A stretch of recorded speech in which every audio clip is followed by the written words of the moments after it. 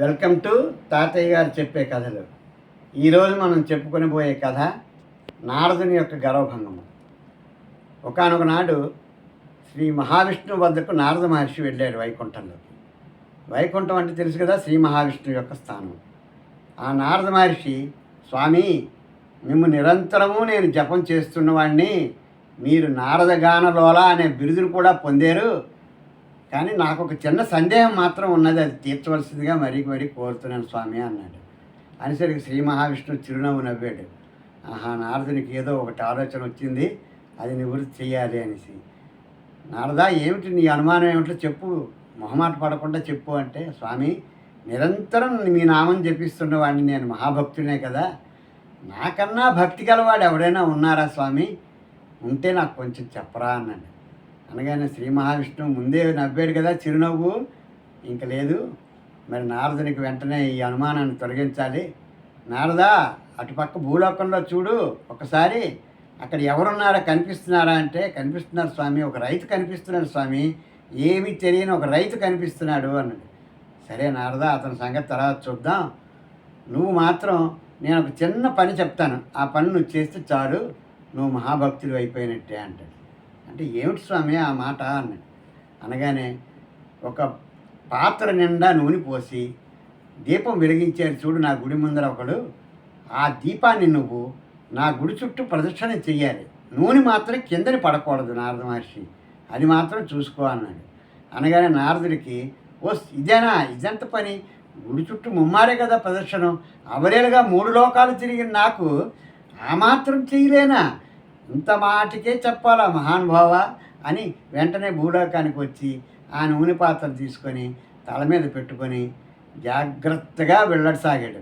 ఎందుకంటే నూనె నిండా ఉన్నది, ఒక్క చుక్క కూడా కింద పడకూడదు అని స్వామి ఆజ్ఞ. ఆ నూనె వేపు చుక్క చూసుకుంటూనే కదిలిక లేకుండా జాగ్రత్తగా 3 ప్రదర్శనలు చేసుకొచ్చాడు. వెంటనే స్వామి దగ్గరికి వచ్చారు.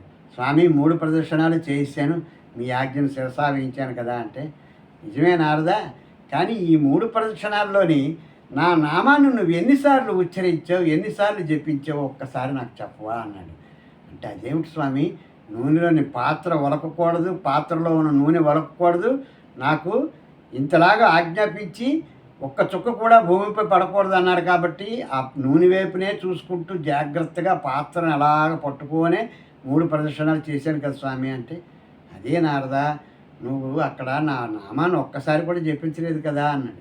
అంటే నిజమే స్వామి, నేను జపించలేకపోయాను అంటే, ఇప్పుడు చూడు ఆ రైతు సంగతి చూడు అన్నాడు.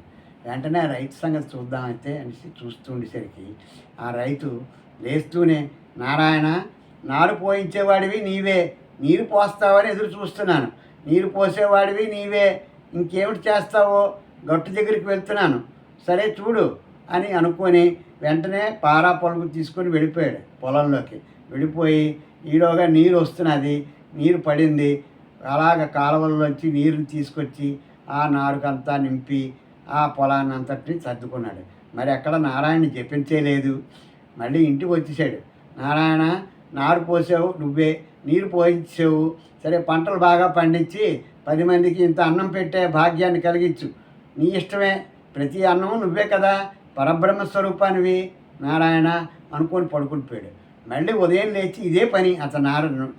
ఆ రైతుకి తెల్లవారుజామును లేచినప్పుడే నారాయణ జపిస్తున్నాడు, మళ్ళీ పడుకున్నప్పుడే నారాయణ జపిస్తున్నాడు, మధ్యలో మరి ఎక్కడా లేదు.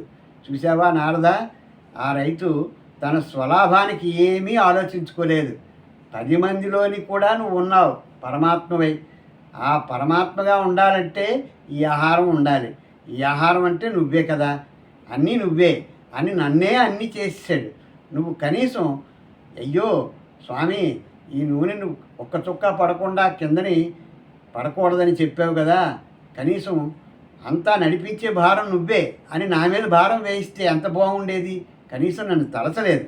ఓ ఇదెంత పని అని ముందే మహావీరుడిలాగా వెళ్ళిపోయావు, ఇంత చూసినా సరే నీకు ఇంకా తెలియలేదా ఎవరు నాకు అత్యంత భక్తులు అంటే, స్వామి, నా గర్వం హరించారు మీరు, నన్ను తప్పు క్షమించండి, ఒక్కసారి కాదు మనస్ఫూర్తిగా మిమ్మల్ని స్మరిస్తూ అంత భారం మీ మీదే వేస్తే స్వామి మీరే చూస్తారు, అది నేను గ్రహించలేకపోయాను, ఏదో మీ గానాన్ని నాకు అనుగ్రహించారు కాబట్టి నేను గానలోలుడిని అయ్యాను, ఇప్పుడు నాకు అర్థమైంది స్వామి, నా గర్వాన్ని క్షమించి మీరు శాంతపడండి, నాకు రక్షించండి స్వామి అని ఆ పరమాత్మని ఎన్నో రకాలుగా వేడుకున్నాడు నారద మహర్షి.